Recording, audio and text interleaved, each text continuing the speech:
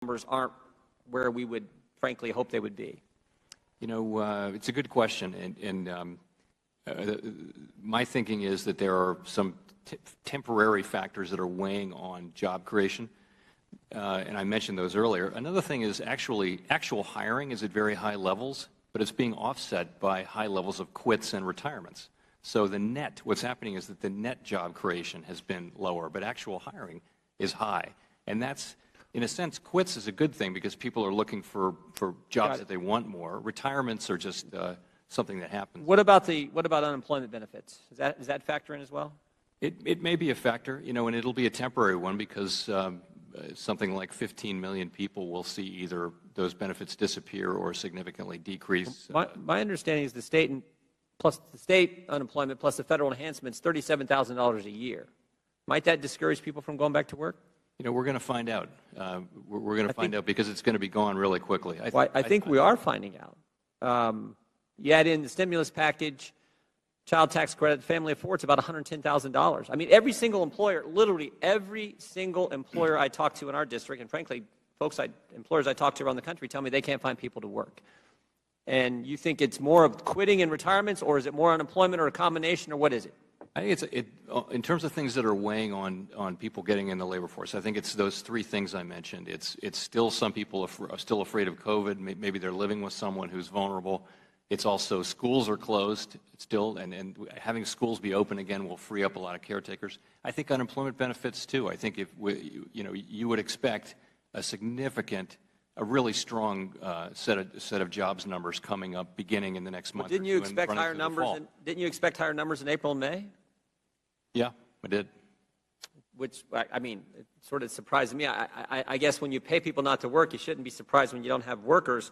I've never seen a situation like this where we now have, as the ranking member mentioned, we now have several governors, 25 I believe, who've turned back. We said we don't want the federal enhancement to unemployment. I've never seen that. I've been in politics 26 years. I've never seen governors turn down federal money.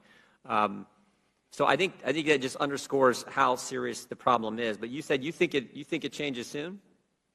Well, we know that these benefits run out on ones. What if the Democrats renew them, which they're talking about doing? Excuse me? What if the Democrats renew them? That'd be a problem, wouldn't it? Again, I don't comment on legislation. No, but you said you expect it to run out and that will help. I'm asking you, that's not what Democrats are saying. They're talking about renewing them. And if it helps if they run out, if they renew them, won't that hurt? Well, these are judgments for people who stand for election. I'm just following your logic. You said if it runs out, that will help the employment situation. I mean, I got employers. I think we'll see strong job creation in the fall. I really do, and I think there are all these, as you point out, 9.3 million job openings, many millions of people unemployed. There seems to be some kind of a speed limit. It may just be that it's hard to match up with a new job, and people feel like they can wait a little bit longer and really shop carefully. It seems to me, Chairman, and again, I know you're not going to comment on policies, but I don't know if the Democrats are doing anything right. They kept the economy locked down. They're spending money like crazy, proposing more, I think a $6 trillion budget the White House is proposing, all causing inflation. Inflation's went up the last 4 months, continues to increase. As we said, you got two mandates at the Fed, stable employment, low inflation. We got unstable employment, we got high inflation. And now they're paying people not to work, and that may continue. And then finally, on top of all that, they're thinking about raising taxes. I mean, this is amazing to me. First, you pay people not to work, and then the folks who are working, you're going to raise their taxes, and somehow they think that's going to help our economy, when, as I said now a couple times, every single employer I talk to tells me they can't find people to work. What do you think about all these policy ideas from the Democrats? Again, it's not my job. No, but your job is stable employment and low inflation. Right now we have 9 million job openings and inflation that's went up 5 months in a row. So something has to give. I'm not necessarily blaming you. I'm blaming the Democrat policies. And it seems to me the idea that they're going to extend the federal enhancement makes absolutely no sense. The idea they're going to raise taxes on hardworking Americans makes absolutely no sense. And the idea they're going to spend $6 trillion also makes absolutely no sense. So as I said, it seems to me they are doing everything wrong, making your job that much harder.